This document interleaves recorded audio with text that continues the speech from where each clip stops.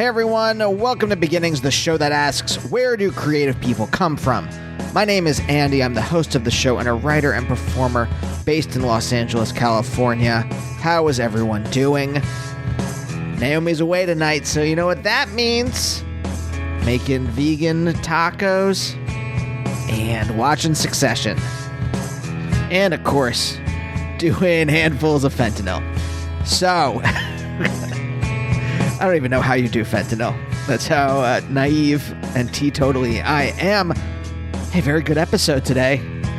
Yes, folks, there was no edit there. I just went from talking about fentanyl straight into saying this is a good episode. This is Patrick Shiroishi. If you don't know who Patrick is, why don't I read you his bio right now?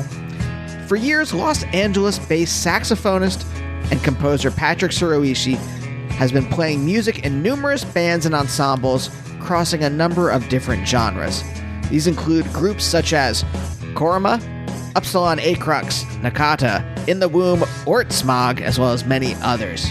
Patrick also records solo under his own name, and this includes his latest album, Hidemi, a solo multi-layered woodwind journey about his grandfather's personal experience after getting out of the Japanese-American concentration camps.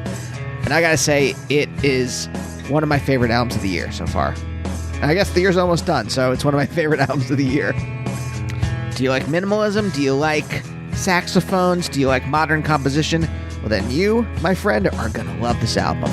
And as a bonus, I'm gonna say this, Patrick's a good guy. Nice, interesting. We get into growing up here just outside of Los Angeles, San Gabriel Valley.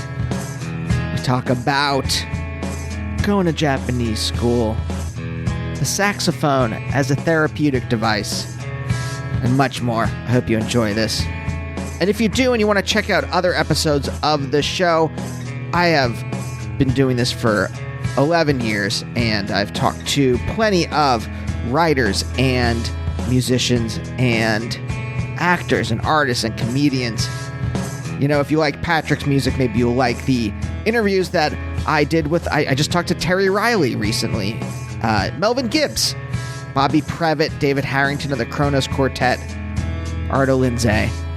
So check out those episodes, and heck, why not subscribe to the show? You can also follow me on Twitter and Instagram at Andy Beckerman, and I got some great episodes coming up. Next week is comics writer Ram V. He's written for Marvel and DC and his own stuff at Image. Also, if you like Patrick music, I just talked to Daniel Wyke, who is an experimental guitarist. I believe him and Patrick have worked together before, but we had a brilliant talk. That'll be coming out soon. So stay tuned for that. But for now, let's talk to Patrick.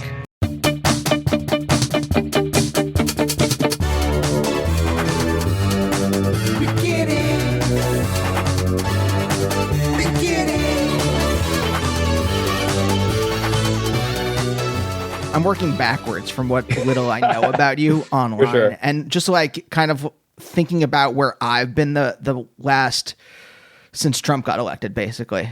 And I'm kind of wondering, you know, because you've been writing a lot of music about your grandparents and about their experiences in the Japanese-American concentration camps. Yeah. And I'm Jewish, and so I grew up with the Holocaust being like front and center. Yeah, yeah. And I'm wondering if this is something you always grew up knowing about, or if you kind of had an awareness of it, and it's just that in the past 4 years, because obviously like the Holocaust has been such a I was going to say like a black hole in the middle of like my existence. And I mean that in terms of just like the black holiness of it, and also the density, like it sucks everything in, and it kind of becomes this like center of gravity. If you're Jewish. And in the last 4 years since Trump was elected, and since they started the kind of like migrant concentration camps, it got even more intense. And that's like what, you know, I joined DSA around that time and started doing work with the Immigration Justice Committee. Yeah, one of the places where they opened up or I guess where they were going to hold like these kids was like an old site that had Japanese Americans on. I'm like, yo, this is fucking wild. Like, Yeah. So I'm kind of curious, is this something you kind of like grew up knowing and it had the same kind of gravity it's always had in your life? Is it something that just kind of intensified during, the Trump presidency? yeah, I mean, I think for myself personally, I think it definitely intensified. I was taught it, obviously, but not until later on. There is a great museum, the Japanese American History Museum in LA, in Little Tokyo. And I would visit it as a child, but I don't think I fully grasped what it was about, or what it meant. And then in high school, there was one paragraph in our history books, and I was like, wait, what the fuck?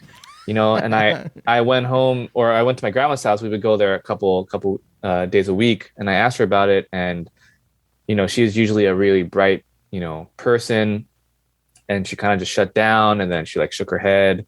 And then, as a teenager / like early, teens, I was like, oh fuck, like I did this to grandma, like I can't ask her about it anymore, Right. And my grandfather, who also spent time in the camps, he passed away before I was born, so I couldn't ask him.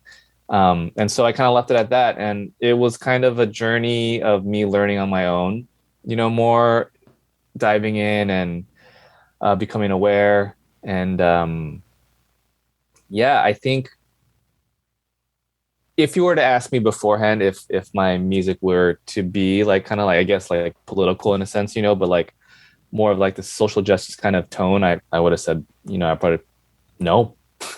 Right. But it's definitely creeped in. It's definitely part of, my story and my family story.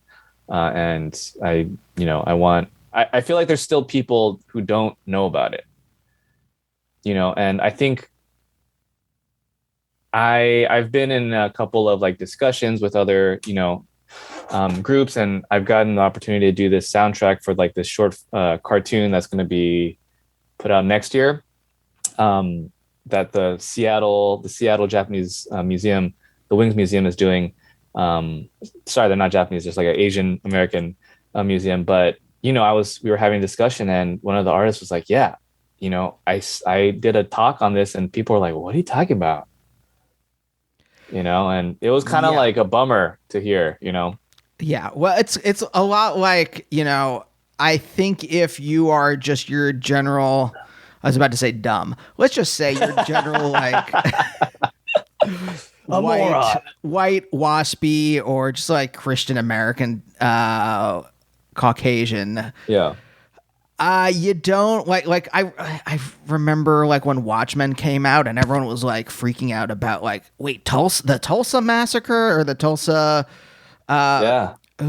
someone used the word Adolf Reed used the word pogrom, which it really is, right? The Tulsa pogrom.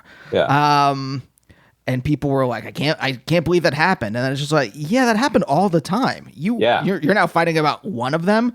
Yeah. Or how about like there was, I think it's South Carolina where like in the early part of last century where a number of black people were elected to like, mayorship or something like that. And then a bunch of like white, Ku Klux Klan-y types just like murdered them and took over the town. Yeah. Insane. It's just, I don't know. How do you feel about that? The idea like there's this hidden history that gets like papered over and like, about it because of your ethnic background or I know about whatever version of that's for me with my ethnic background and such. And then it's just kind of like not remarked upon. I don't know I haven't really talked about this before on the show. And I've just thought about it right now as we were talking. Like, I don't even know what to call it. Right. Yeah. It's like access to a secret history that no one knows about. That's like very much contributed to like the viciousness of our current era. I don't know, like how, like growing up, knowing about this and did it make you feel, I guess this is the question. Did it make you feel nuts? Because it sometimes made me feel nuts. I I don't know if it made me feel nuts. I think when I was growing up, I was very much into being like quote unquote normal, right? Or like white or whatever, you know? And I had, where I grew up, there was a lot of Asian Americans. So, you know, a lot of that was I was very comfortable, I guess, you know? But I feel like growing up, you don't want to, you don't want really the attention on you, you know, because then it will probably be negative, you know, and kids are so mean at that age, they can twist it and flip it around, you know, then you're done. But I think, you know, I think a lot of it has to do with the education system, you know, like they definitely cover a lot of the crazy, brutal shit up, you know, like, I forget what the book was called, but it's basically like the Native American history, you know, and fucking America. And that shit was so fucking brutal. Like I had to take I had to digest it in like a month, you know, because I was like, they're just getting destroyed like over and over. And, you know, why do I have to seek it out as an adult? You know, I think this should be taught to, you know, in high school. Yeah. I feel like you're old enough to know, and like, you know, it'll shape how you become as an adult, you know? But yeah, I don't know. I think the education system needs to switch it up a little bit. Sure. Not a little bit, a fucking lot. It's just a symptom of the general sickness. But like I was thinking about how like when I was younger, this has been a theme that kind of like got teased out over the last couple years, especially during the pandemic. But like my political consciousness was created, I think. I mean, it was created in, like being Jewish in America, but like, especially not in an urban part of America. But like music was really the thing that like listening to like hardcore punk and Sonic Youth and Fugazi and stuff like that is really the thing. Like I knew about smallpox blankets. I knew about that kind of stuff because of a Fugazi song. Yeah. Before I got taught it, I didn't get taught it until like AP history. And even then it was like a paragraph or something at most. Exactly. And I'm kind of curious if there was any kind of similar awakening for you. I mean, I definitely learned a lot and can resonate now more with like punk music, you know. At first when I heard it in high school, I just liked the aggression, the speed, you know, the technicality, you know. And like I would sing along with the words, but you know, I wasn't processing everything. And like now I'm like, fuck, yeah, like damn, I should have been listening then, you know. So, okay, I read online, tell me if this is true or not. You grew up in Rosemead? Yes. So what is that place like? It's not that interesting, you know. I was born and raised in Rosemead. I went to middle school, elementary school, high school at like near Alhambra, Monterey Park. So San Gabriel Valley. And it was great, you know, everyone was super nice. I grew up in high school with a close group of friends. I spent a lot of time in band. But outside of that, I have some dear friends that I still, you know, hang out with and make music with today.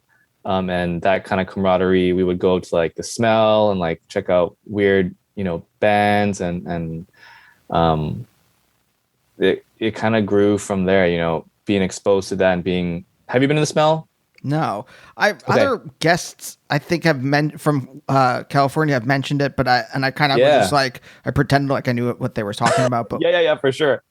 So the Smell is like this DIY spot in downtown, and it's all ages, which I think is incredible. You know, so we would go like in high school, and then of course in college. But you know, we would go, and chances are, if you went, some weird ass like art rock or you know, punk band is playing, and it was just, they really built a nice community. And like, shout out Jim, he's the owner of it. He's kept it going for so long.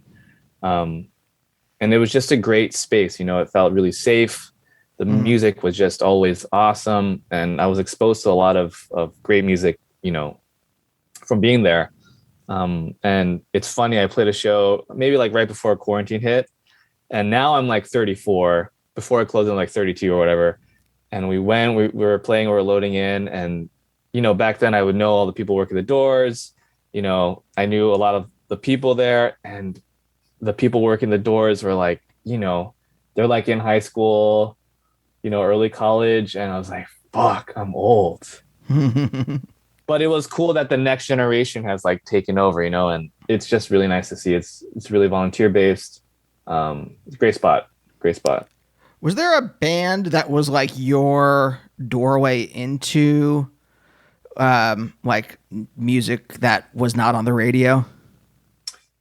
Yeah. There were, I mean, our friends, we would pass around like CDs and stuff, but from a live perspective, this band called Bad Dudes and this other band called Upsilon and Crux.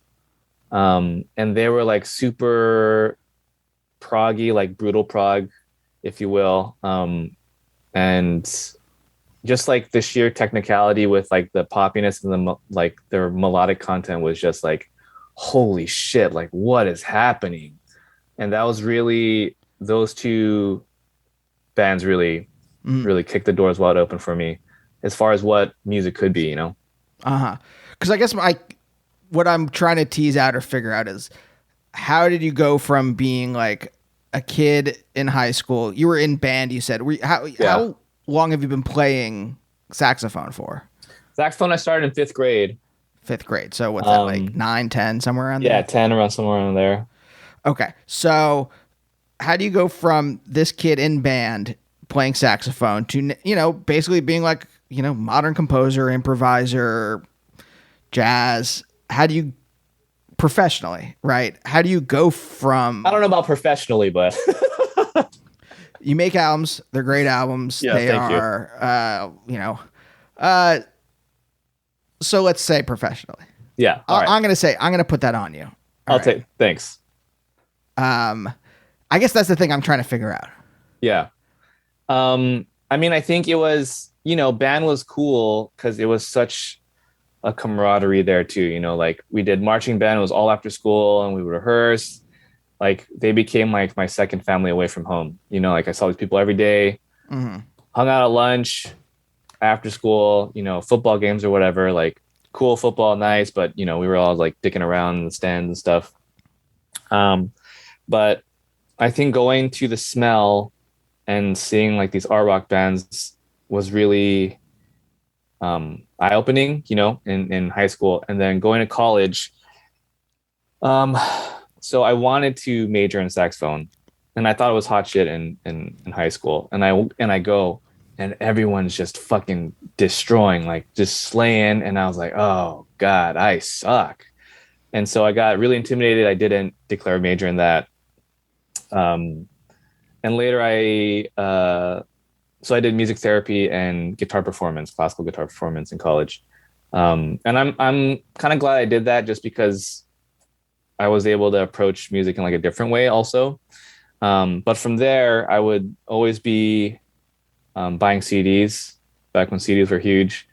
So I would go like to Best Buy and, Virgin. There was one close by to our college, and I would go and I'd drop, I'd pick up 5-6 CDs a week, take a listen to them. My roommate at the time, Graham, we did this thing where we would give each other an album to listen to. And we would have to listen to it 3 times during the week, and then we would talk about it at the end of the week. Super nerdy, but it was also really great because he exposed me to a lot of like classic rock stuff that I never fucked with or knew, and I showed him like Bad Dudes and Upsilon and Crux and weird stuff. But from there, just diving in, I really started listening to a lot of the classic jazz stuff. Sonny Rollins was like my first someone I gravitated to, and then going into everyone from there, like Paul Desmond. I love Paul Desmond. What was it about Sonny Rollins that like... I asked that as it could have just been like a feeling, right, in your body. I guess was it that, or was there like something intellectual that like you keyed into? I mean, I think it was just his sound. It was just his sound, and I was like pretty shitty with the internet then, so I wasn't like looking up interviews and things like that. But just what his sound, what he was doing with the horn, just really, I thought it was really awesome, and I still do, you know. Um, Do you like? Was there a change? Like, there is something like when I listen to like specifically a lot of the stuff that I'm drawn to is like minimalism. All right, and it produces a physiological change in my body. yeah, Right. I don't know what it is besides that it like kind of opens me up in a way that I think a lot of other music doesn't open me up. yeah, that's awesome. And I'm wondering, is there some kind of physiological, like when you listen to Sunny Wrong, like what album do you remember? Like what was like the first? I mean, the first one was like Way Out West. That cover was fucking awesome, and I just thought the first song was so catchy. Like I listened like 25 times in one day.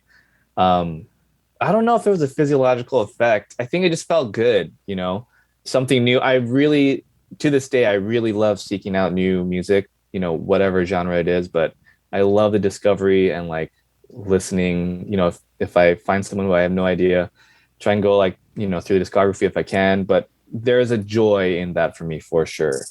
Yeah. Yeah. And so in this time also is when I first stumbled upon John Zorn, which I think is a gateway for a lot of, saxophonists or musicians or whatever, but he had this record Naked City and like super, it's just insane. Right. Yeah. And so when I heard it, I was like, holy shit, a saxophone could sound like this. And that really fucked me up. And then, his discography is so huge and it's still growing to this day. I can't even keep up. It's too much. But back then, like I really went back and, I would download stuff and, check out things from the library and like really investigate. And that was a huge one for me. And from him, I looked up who he was playing with, and they were like, remember when blog spots were like fucking huge? So like I would go to these blog spots and then like see who else is like, oh, there's like Japanese improvisers that I have no idea of, like free jazz stuff. And then that was a whole black hole. And like, I'm still learning, but yeah, I think it was definitely a formative year. Yeah. For years. Yeah. John Zorn is the Bob Pollard of like jazz. Yeah. Stuff. Yeah. Jazz stuff. Jazz stuff. Yeah. I think that's a good description. For sure. I kind of just thought about like minimalism or like even just like a lot of like kind of like large scale modern composition really inspires this feeling of the Kantian sublime. I don't know if you ever read any like Kant's aesthetic shit, but like the idea, it's something that's too large for you to like kind of grasp. Yeah. And that to me is like the musical equivalent of like a mountain or the ocean or something like that. That's My awesome. brain can't grasp it, and it's just trying to constantly do that. Is there one record in particular that like does it for you, or is there like a first one where like, oh my god? I mean, I think some of the first stuff what is it?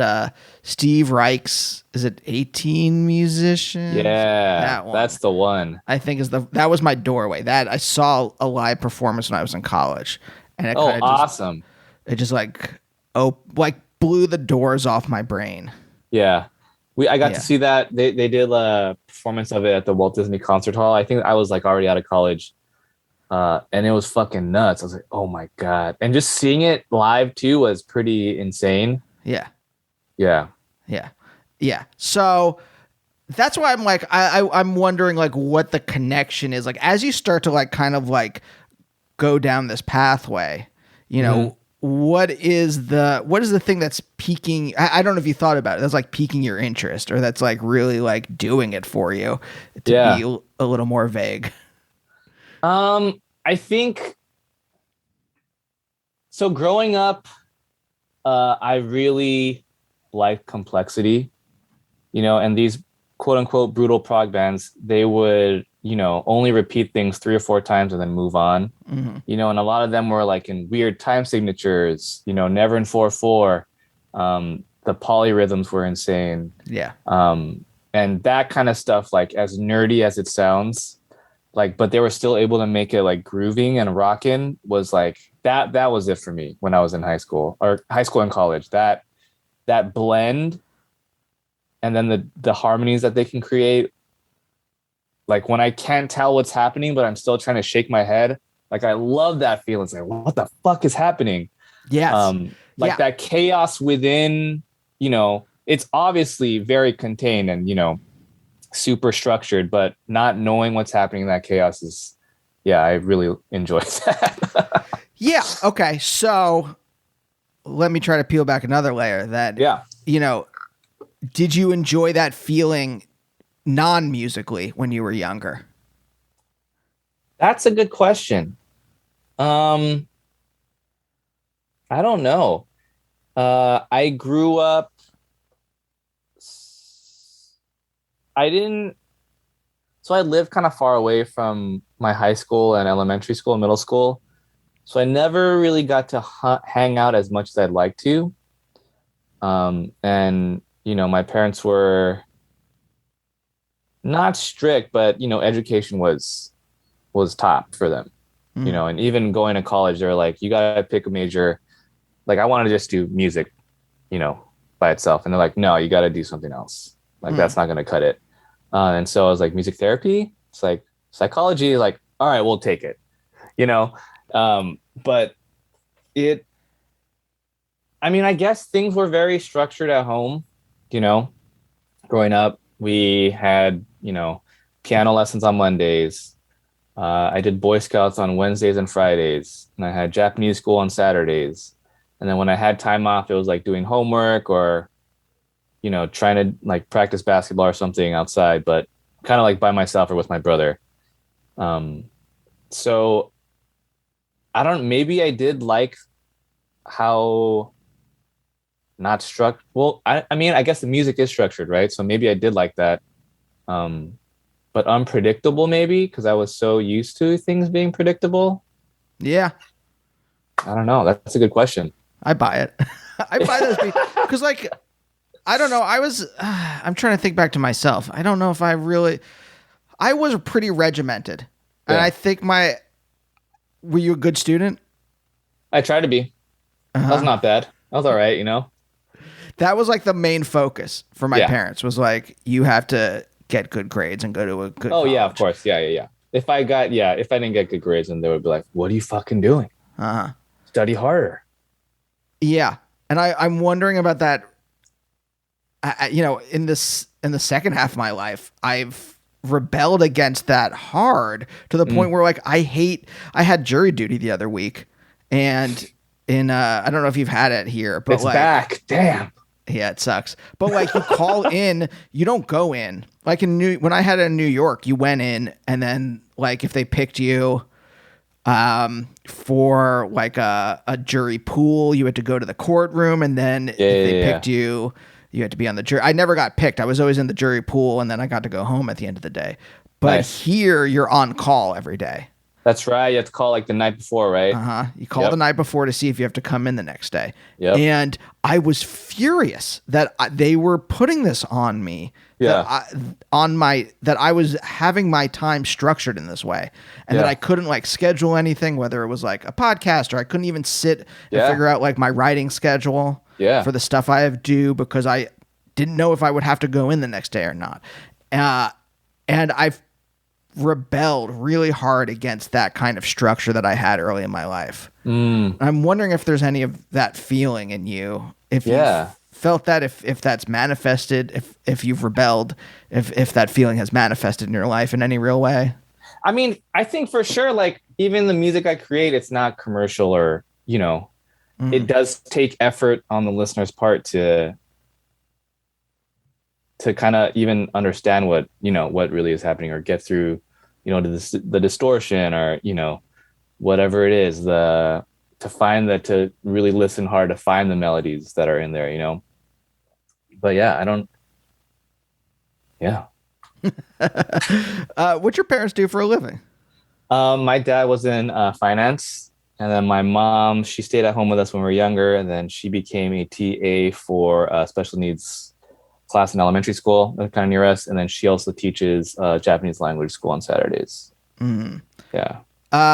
Finance. Is there did you bump up against your dad at all in terms of like wanting to do something artistic? They, for a long time, like probably till I was 32, they would ask me like when I would stop doing this kind of music stuff, Uh-huh. you know. Mhm. And finally, like last year or whatever it was, they stopped asking me. I was like, they finally got it. I'm not gonna stop. I can't stop, you know. It's part of my identity, I guess. Where Yeah. it's become that, but they I as a grown up, like I can understand it. They, you know, they want me to have like relaxing times at home and also work so I could sustain myself, you know, which I do. Like I do have a full-time job. And I think in the past, if I were to do everything over again, I would have toured much more than I did, you know, but I think just having that in the back of my head, I was like, I need to have a full-time job, Yeah. you know, so I could support myself. Yeah. And then also so I could do the weird shit on the side and be like, well, I'm fucking fine, you know, like, um, but yeah, I think a lot of decisions that I made back then had to, you know, with them in mind. And when I first started out, I did my best no matter what record it was to make sure that there was some sort of physical copy of it, you know, whether it be a tape, a CD, Yeah. a record. And I would always give them one copy. Mm. I'd keep one for myself just so I could like, oh yeah, that was a great, you know. And then I Yeah. would give them a copy to be like, hey, look, this is a real thing that I did. Here it is, you know. Um, and I think, you know, I think digital is great. You know, I listen to a lot of digital music, but I think for me, I needed that physical element in whatever music I was making so that I could be like, hello, here it is, you know, and they'd be like, oh, cool. And that'd be that, you know, and they're like, Yeah. don't worry, next one's fucking coming, you know? Yeah. So yeah, that heavy sigh was a sigh of resonance Yeah. yeah, that feels that I feel that deep in my chest.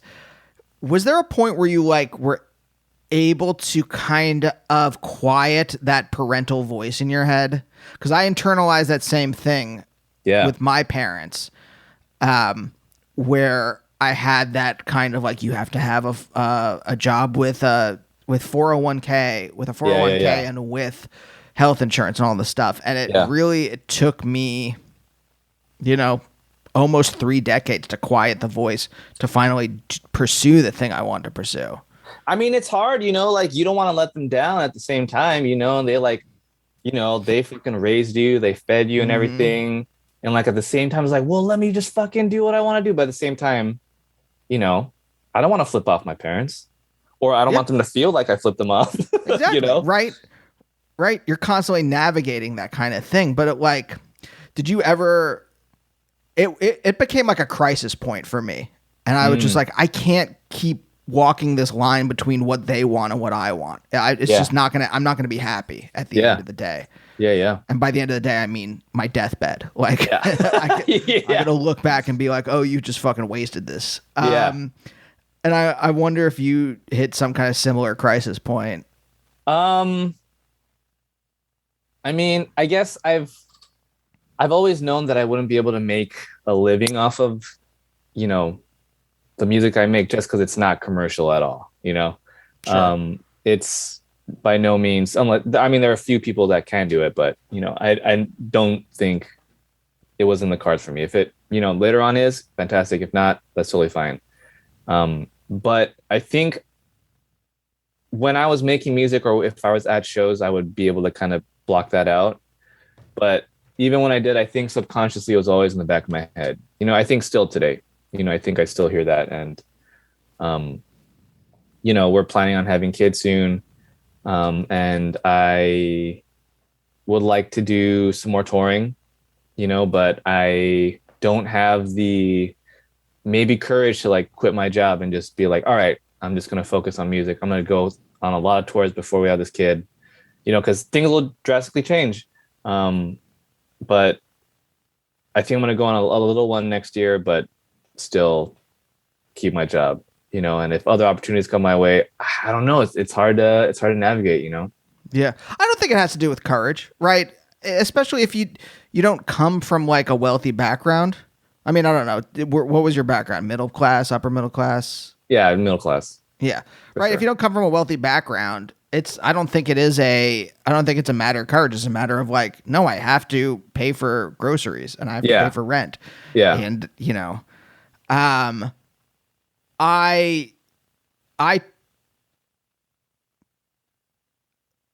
I didn't have a wife or kids when I made that decision. Mm. I mean, How I old don't were have you kids. when you made it? 27. That's great. Yeah. I didn't have to worry. I just had to get a shitty job and pay rent. Yeah. Right when I moved to New York. I mean, that even was dicey because I moved right before the economic crash of 2008. Mm-hmm. So, and then I moved in a couple weeks later. Like everything fell apart. So it was just like, fuck. Yeah. Good decision, me. Great. Yeah, for sure. Yeah. So I guess what I'm trying to say is like, I don't put it on yourself as it's a matter of like, well, I wasn't courageous enough. You know, yeah. I feel like in America that like that idea gets the idea of like, well, I made a courageous decision to follow my heart and create art is all the economic machinery is hidden when people say that stuff. And it's usually like, I just saw a thread someone put on Twitter where they're like, apparently like there's a subgenre of TikTokers called cottage TikTokers. And I guess they do like live in cottages and stuff like that. It looks like they live in these small houses, but really these houses that they live in a lot of them are on the grounds of their parents' mansions in the backyard. Right. So it looks like they're like living in this small, tiny house and they're doing all the stuff. But really, it's they're living off of their parents' largesse. Right. So it's not like, I think there's a lot of that stuff in these kind of decisions. Yeah, right. Definitely. I think the key is if you don't come from a wealthy background, can you still make really interesting art? Can you make that space in your life to make that? Right. Yep. That's real. I think that's real.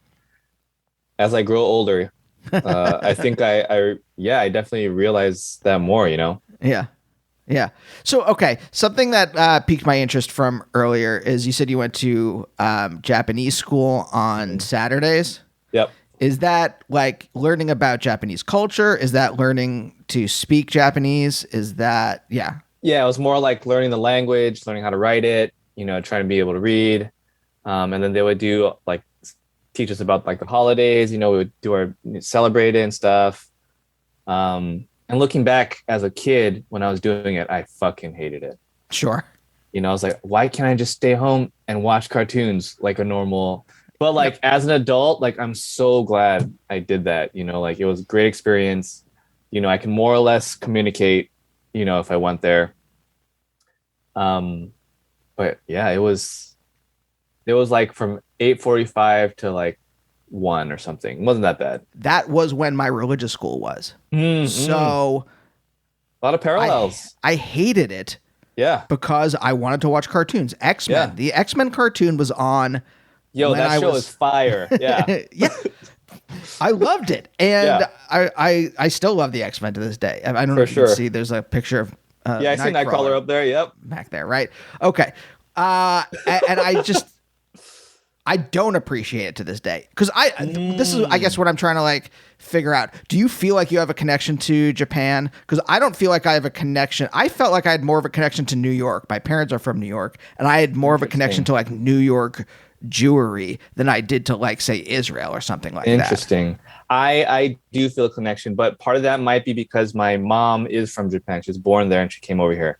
And so when we're growing up, each summer, things were cheaper. So we would go over there. We'd spend a month over there, with my uncle and like my grandfather. And we would really be immersed in it. We would like eat. They would send me off when I was older to like school with my cousin.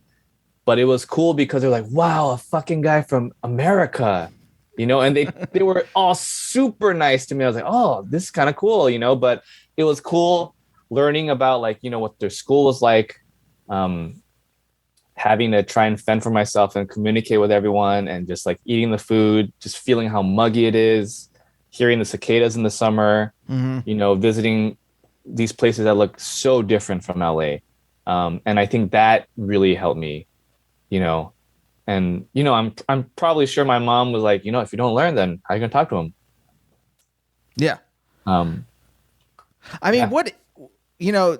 what are the parts of Japanese culture that you think have shown up in you versus, say, Japanese American culture? Wow, that's a good question. I would like to say the work ethic, you know, but I don't know, just doing a lot of like research um, into my own family history and like the generations that were thrown into the camps and stuff, um, they a lot of them were from Japan, or like second generation, first generation, and so I feel like there was like two different camps where like one were like really holding on to that, and the other one was like, you like don't learn this, like, just be American, be normal, keep your head down, work hard, and then you'll be fine. And obviously, the camps happened, everything, and things were not fine, but I don't know. I think I'm a combination of that, because I definitely am fucking loud.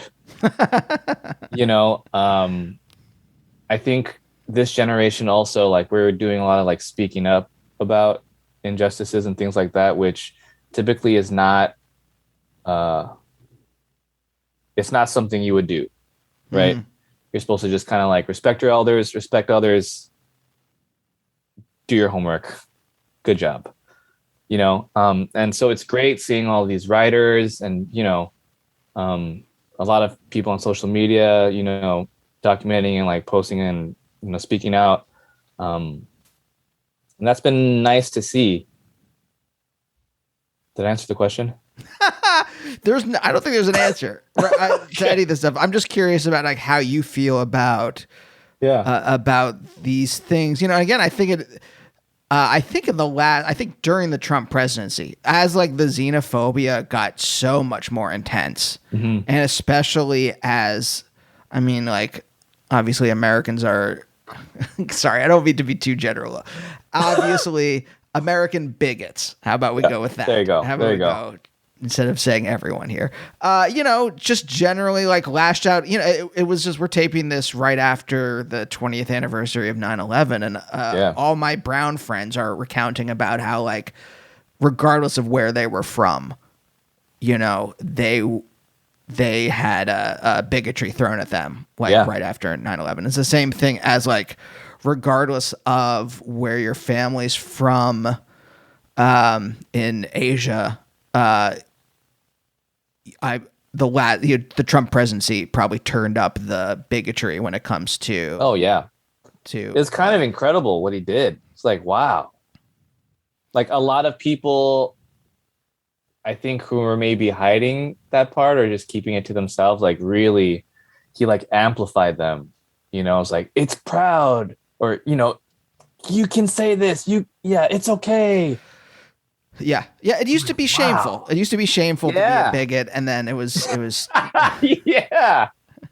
It no longer was. I think that's the key. Make bigotry shameful again. Yeah, that should be a slogan for this episode. And but then it like, in turn, like, I think it forces people, maybe in a positive way, to kind of like rediscover certain things about themselves. Mm-hmm. Yeah. Definitely. Like, did you include, like, before you started investigating like your grandparents' experiences in the concentration camps, were you writing about any of these themes in your music? Did any of the stuff show up in the way that you wrote? Does that make sense? No, not really. For me, back then, it was just making weird ass music, or like really complex, and I was thinking more of like numbers and melodies and like harmonies and like weird instrumentations, and it wasn't showing up at all. And now it shows up, quite frequently. Yeah. Were there Japanese composers you were introduced to when you were younger? I mean, growing up, we would see all the Ghibli movies, and to this day, I think that music fucking rules, and the visuals, the movies themselves, it's fucking great. And it was cool during quarantine. My fiance, she never seen any of the movies, so we watched several. And she's like, "These are pretty insane." And it's funny. She noticed, she was like, a lot of the main characters are strong female characters, which is kind of opposite, I guess. Not all of the Disney movies were like that, but I want to say a majority of the Ghibli movies had like nature themes or like strong women, as the lead. I was like, yeah, that's pretty great. Yeah. But that music definitely was great. A lot of the music my parents listened to, or like my mom listened to like smooth jazz and classical music. And my dad didn't really listen to music at all, but it was more like calm stuff. Mm. So a lot of the investigation was through my friends or, on my own. Did you ever get to talk to her about her experiences? In the camps? Yeah. No, I kind of chickened out and I never asked again.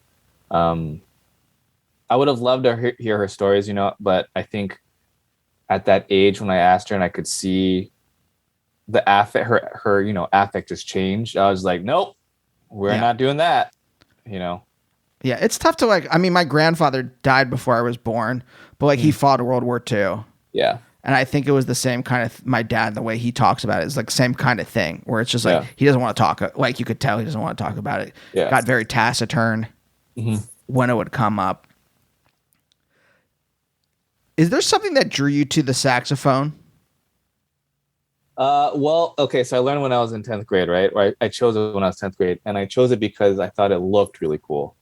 Like I really liked how many buttons there were. Uh-huh. It was really shiny. I was like, yeah, that's the one. So I don't know if that's a good answer. It's so fun. There's no right answer. Yeah. It's just so funny to me when I talk to people who, whether they play like guitar is like, obvious. It's in so much like rock music and stuff like that. Like I was drawn to guitar because I wanted to be Pavement, right? Yeah, exactly. But when instruments, I just assumed that, there has to be something. Like if you were playing jazz or you're playing classical music or whatever, there's something about that instrument that drew you to it.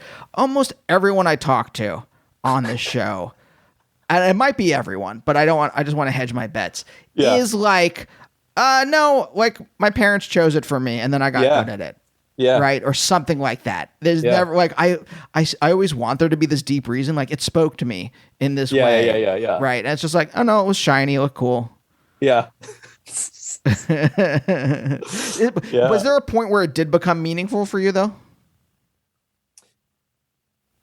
Yes. Yeah. It probably would have been maybe in college, maybe post-college. It just felt like it was a vehicle that I could express myself with. And, I grew up learning piano too. And I played guitar in college and whatnot, but I feel like the instrument that I could say what I want to say the most purely is a saxophone, What does it do that other instruments don't do for you? Whether it's like emotional or intellectual or some third spiritual, possibly. Yeah. I mean, I feel like you can really, at least for me, I think it mimics the voice pretty close. You have to breathe when you say it.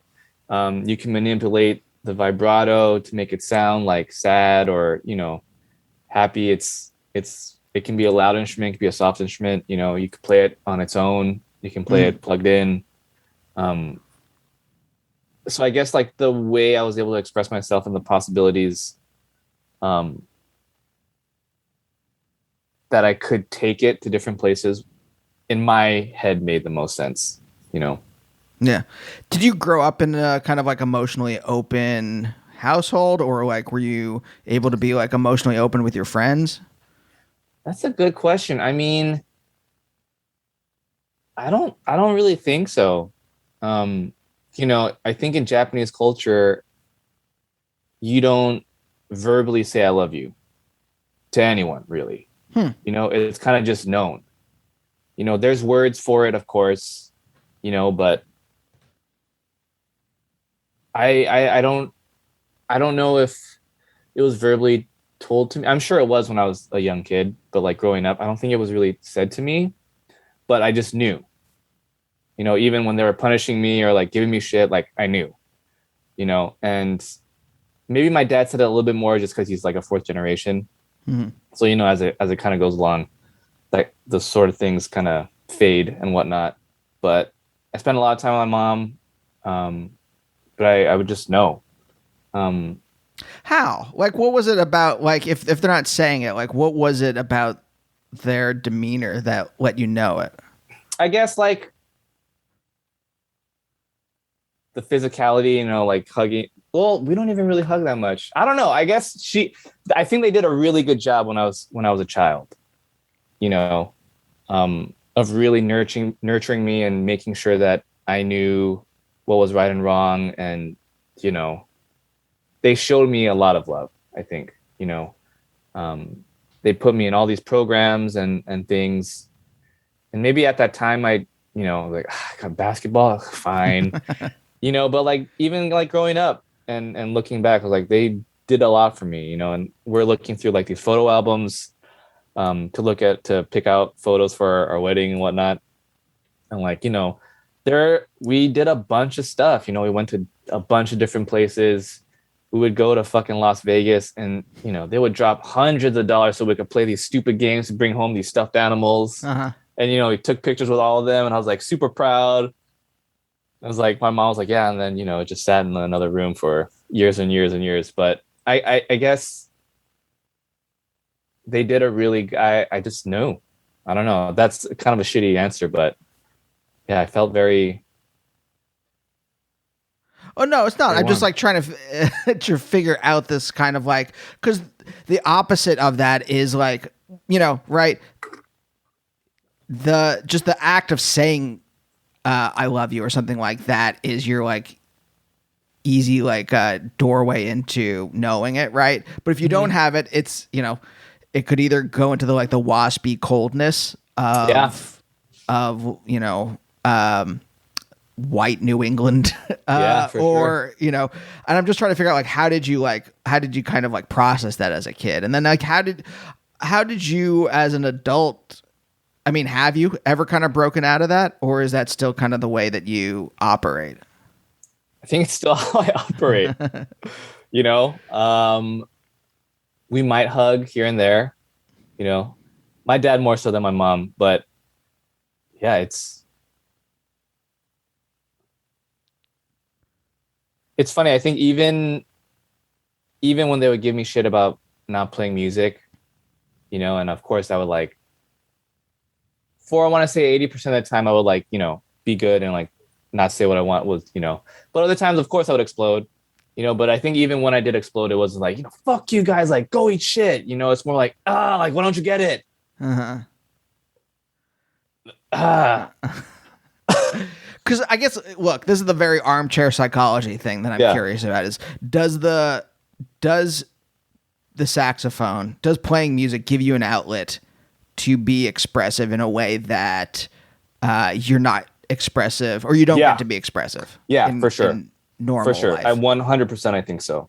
I think it helps me process things, especially bad things, and it can give me a vehicle of like, there's a lot of things I'm very pissed about, in this country and in the world in general. There's a lot of things, but I think the horn helps me get that out so that I'm not really a pissed off or angry person, in social groups or, whatever it is at night and when I'm thinking all alone.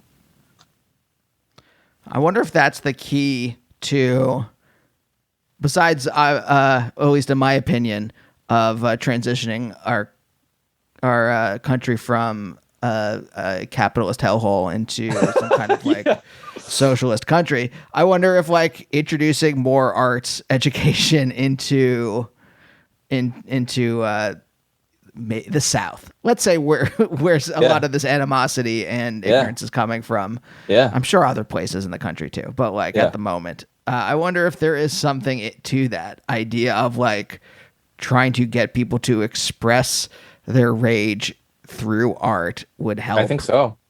I think so for sure. You know? Yeah. Express the inexpressible in a way. Yeah. That like takes the pressure off. Yeah, I don't know. I never thought, because I've been thinking a lot lately about like, what the fuck are we gonna do? Like the choices are just let everything play out and maybe hope to avoid the chaos, or try to do something. And I don't know. Yeah. We're towards the end. I'm just kind of curious. What made your mom want to come over to America in the first place? It was kind of she got set up with my dad. Interesting. And, and it just worked, you know. Like, who set them up? A close family friend of both of them. Do you mean like set up like arranged, or like set up like, hey, you should meet this person? It was, I mean, it might have been like a little combination of both, because she had to fly over here, you know, to meet him. But yeah, I mean, they're both really sweet people. You know, my mom is like one of the hardest working, like selfless humans I know. You know, my dad is super funny, and, you know, he worked his ass off when we were growing up to be able to provide us things, you know, and yeah. What have you taken from them into your creative life? I try and be as selfless as I can, you know, and I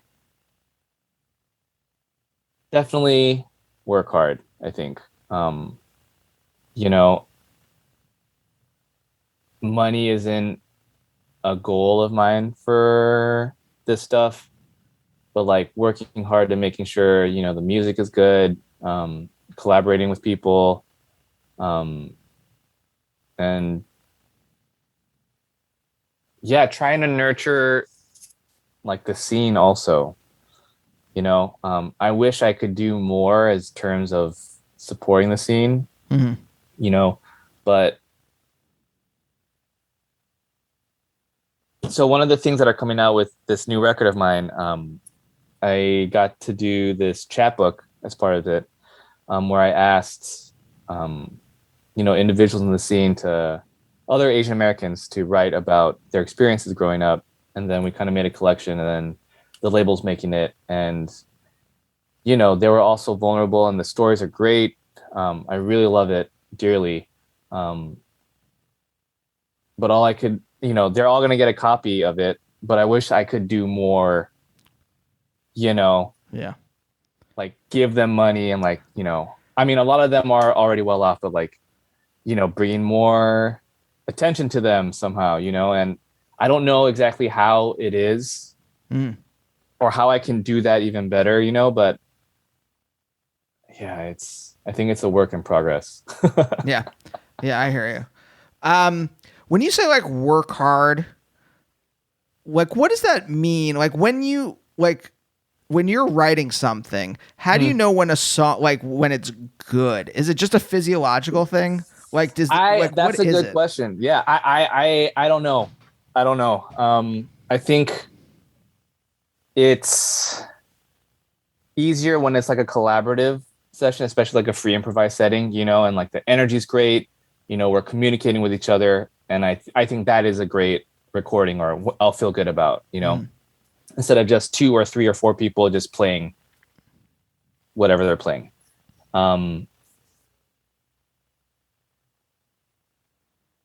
But I don't know if, I don't think I like click like, all right, this is going to be a banger. Like this is going to be great, you know, but I think as I look at it, if I feel like I'm expressing what I wanted to express, you know, that's great. And I'm trying to write music and not be held back by imperfections, which, you know, I don't know about you, but I'm my worst critic. Yep. Like I want to say, I think most of the things that I released is trash, you know, and I think if I were to be really critical of my work, nothing or very little would be released in the world, you know, but I try and look at it as a snapshot of where I was in that time frame. So I made a goal of mine a long time ago to release a solo record every year and just put it out.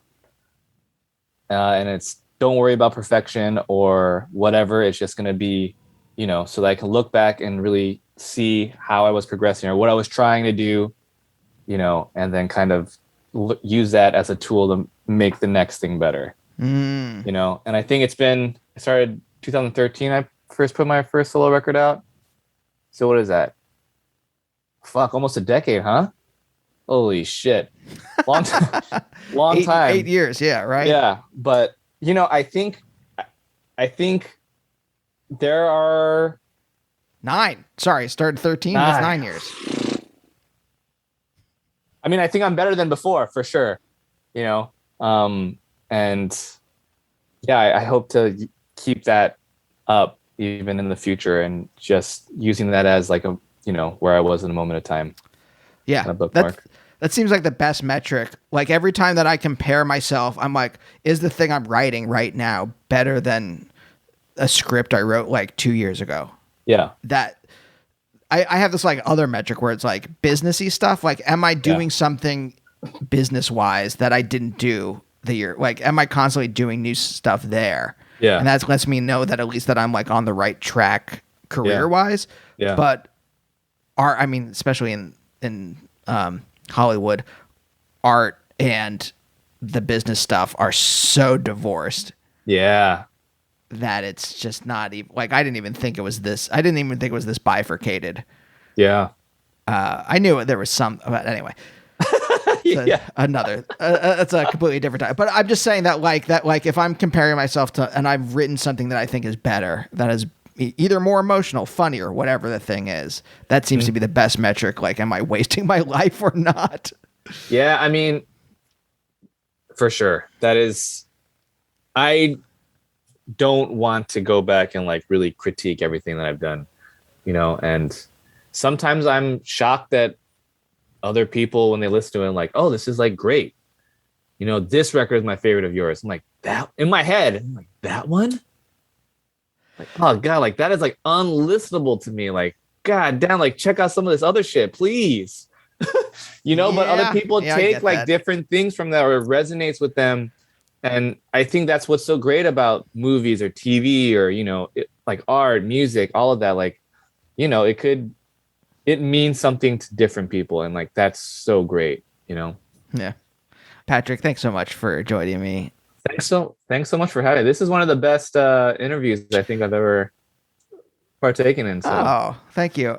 I can't tell you how much I love the new album. It's just so like, it speaks to me in such a deep way. Really thanks for having me, man. And we'll see you next time. Bye. Bye, oh, bye, oh, bye, oh, bye, oh, bye, oh, bye, oh, bye, oh, bye, oh, bye, oh, bye.